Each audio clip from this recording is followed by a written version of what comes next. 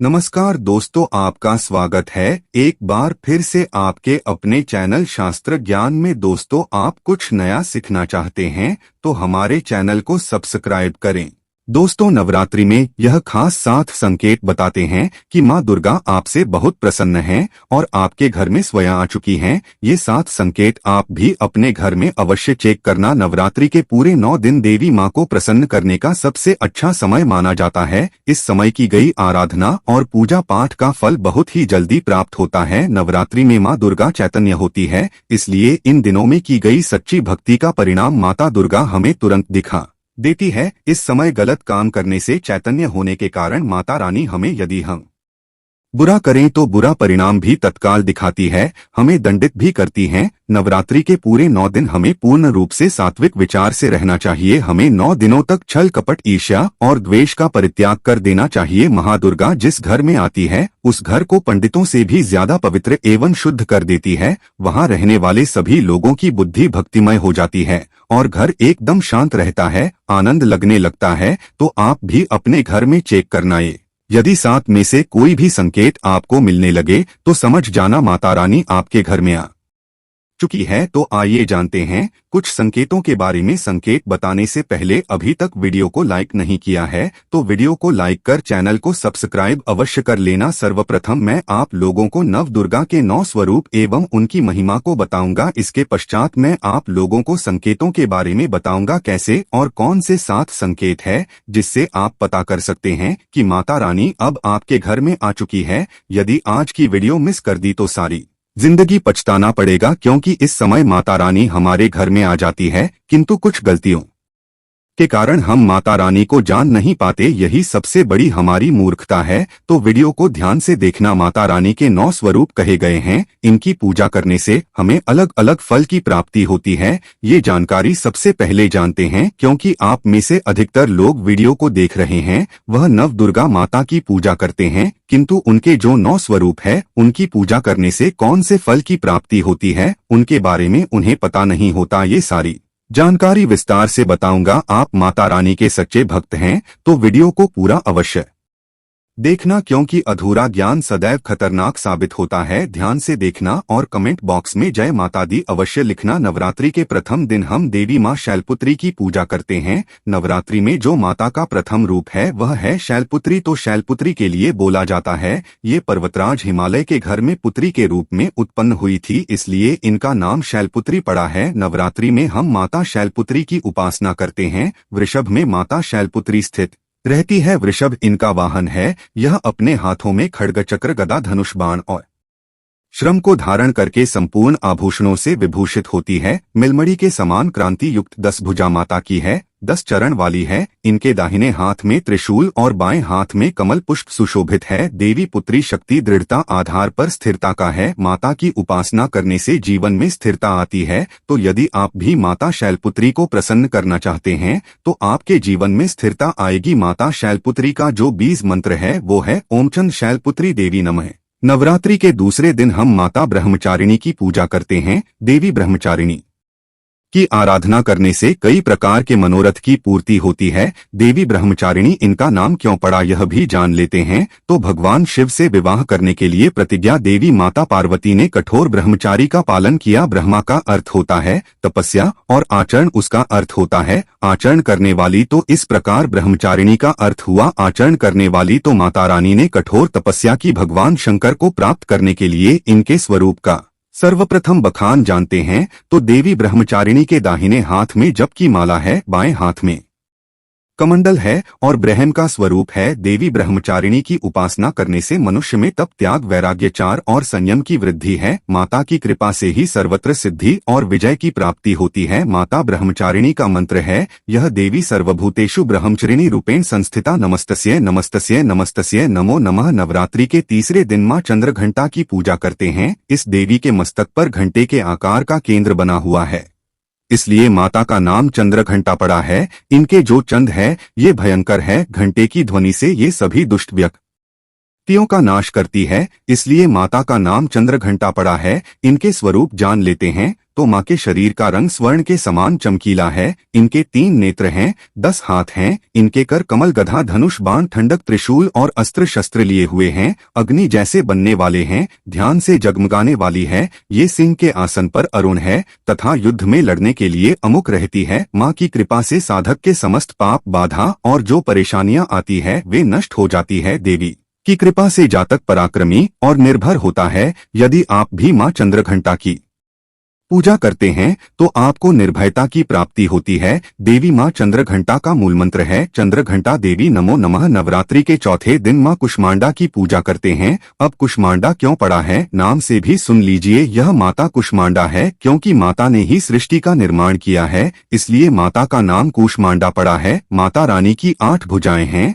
और यहाँ 8 भुजाएं कई प्रकार की हैं। यहाँ 8 प्रकार की सिद्धि को अपने हाथों में प्रदान करने वाली कही गई है। इनका वाहन सिंह है और कुष्मांडा माता की आराधना करने से जातक के समस्त रोग और शोक जो होते हैं मिट जाते हैं। माता हमें आयोग, यश और बल तथा आरोग्य प्रदान करती है। नवरात्रि के 5वें दिन माता स्कंद माता की पूजा करते हैं। शैलपुत्री ब्रह्मचारिणी बनकर तपस्या करने के पश्चात भगवान शिव से विवाह किया। अंतर स्कंद उनके पुत्र बने, अर्थात कार्तिकेय जो हैं उनके पुत्र बने, इसलिए माता स्कंद माता कहलाए। इस स्कंद भगवान को अपनी गोद में सदैव बैठे हुए माता रहती है, इसलिए इनका नाम स्कंद माता पड़ा है। और इन माता की उपासना करने से समस्त इच्छा की पूर्ति होती है और परम शांति की परम सुख का अनुभव होता है। इनकी पूजा करने, आराधना करने से सभी प्रकार की वस्तु की प्राप्ति होती है, ऐश्वर्य मिलता है। यदि आप माँ की पूजा करते हैं तो ऐश्वर्य की प्राप्ति होती है, सभी प्रकार की सिद्धियों की प्राप्ति होती है। आइए जानते हैं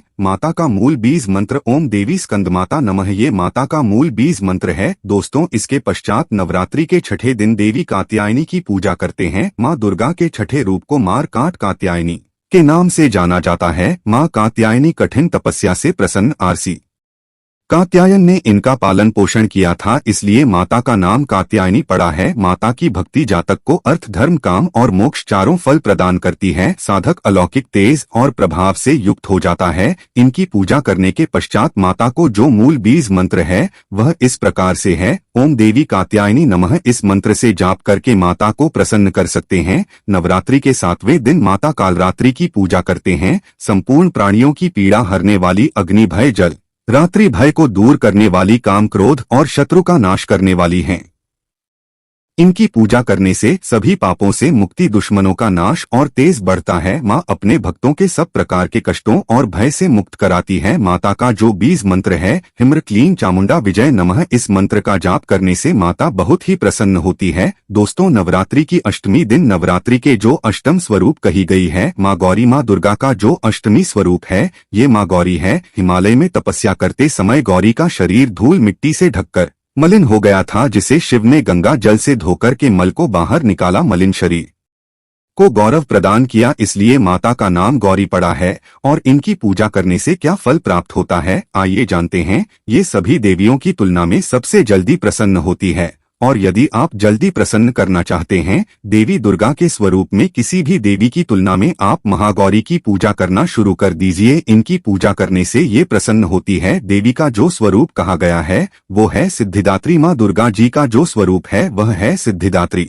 यह सभी प्रकार की सिद्धि को देने वाली है। सिद्धि अर्थात मोक्ष को देने वाली तो देवी माँ का पूजा पाठ करने से सभी प्रकार की सिद्धि की प्राप्ति होती है, सभी प्रकार की कामना की पूर्ति होती है। इसीलिए नवरात्रि के 9वें दिन इनकी पूजा से असंभव कार्य को भी संभव कर सकते हैं। इसलिए अधिक जितनी भी जातक है, साधक है, सिद्ध प्राप्त करने वाले साधक माँ सिद्धिदात्री की पूजा करते हैं। और माँ कभी भी, चाहे असुर हो, चाहे मानव हो, चाहे दानव हो, चाहे कोई भी हो, कितना भी उत्तम सा भूप क्यों ना हो, किसी पर यह भेदभाव नहीं करती, सभी को यह सिद्धि प्रदान करती हैं। आप में से कई लोग कमेंट करते हैं कि गुरुजी हमें सिद्धि की प्राप्ति करने के लिए क्या करना चाहिए। तो यदि सिद्धि प्राप्त करना चाहते हैं तो माँ सिद्धि की आराधना करना शुरू कर दें और जो बीज मंत्र बताया है इस बीज मंत्र का जितना ज्यादा हो सके जाप करें। इस बीज मंत्र का जाप करने से आपको 8 प्रकार की सिद्धि और 9 प्रकार की निधि की प्राप्ति होती है। आइए अब इस वीडियो में जानते हैं।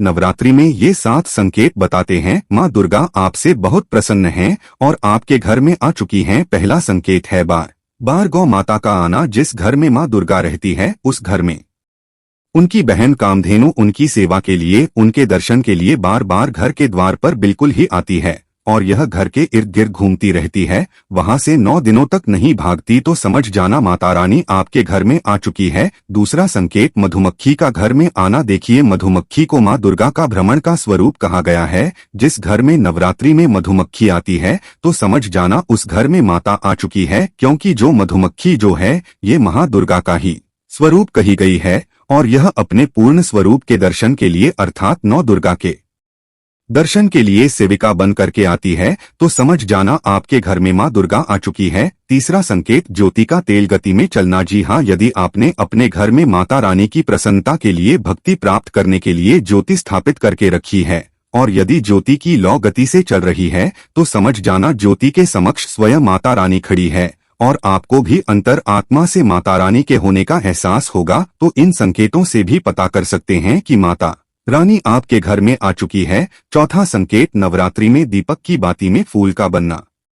यदि आपके दीपक की बाती में अचानक से फूल बनने लगे तो समझ जाओ नव दुर्गा माता आपके ऊपर बहुत प्रसन्न है, आपके ऊपर पूर्ण रूप से अपनी कृपा बरसा रही है और माता रानी आपके घर में आ चुकी है आपके सभी कष्टों को दूर करने के लिए, अर्थात आपके घर से जाएंगी। पांचवा संकेत बताते हैं, बार बार घर में यदि काली चींटी निकलने लगे, यदि काली चींटी समूहबद्ध निकल रही है और रास्ता काटती है तो समझ जाना माता रानी आ चुकी है और आपके सभी प्रकार की इच्छा को पूर्ण करके जाएंगे। ये माता लक्ष्मी के होने का एहसास कराता है। अचानक घर में मनमोहक सुगंध आने लगे, यदि आपको अपने घर में अचानक से इतर जैसी कोई सुगंध आने लगे, ठंडी हवा चलने लगे तो समझ जाना माता रानी आ चुकी है और अपने होने का एहसास आपको करा रही है। तो इन संकेतों से भी पता कर सकते हैं कि माता रानी आपके घर में आ चुकी है। साथ अब संकेत, फटे कपड़े पहने। यदि कोई याचक आ जाए तो समझ जाना माता रानी आपके द्वार पर याचक बन करके आ चुकी है। नवरात्रि में कोई भी याचक आए तो खाली हाथ भूलकर भी मत जाने देना, क्योंकि स्वयं माता रानी परीक्षा लेने के लिए याचक बन करके आ जाती है, क्योंकि माँ अपने भक्तों की परीक्षा लेने के लिए धरती पर स्वयं आते हैं और यह आपको समझना होगा। तो यह 7 संकेत बताते हैं कि माता रानी आपके घर में आ चुकी है और आपसे काफी प्रसन्न है। इनमें से आपको कौन सा संकेत मिला है हमें कमेंट सेक्शन में अवश्य बताएं और कमेंट बॉक्स में जय माता रानी अवश्य लिखें। आशा है कि आज की इस प्रस्तुति में बताई गई जानकारी आपको अच्छे से समझ आ गई होगी। वीडियो अच्छा लगा हो तो एक लाइक अवश्य कर दें। धन्यवाद वीडियो के अंत तक बने रहने के लिए।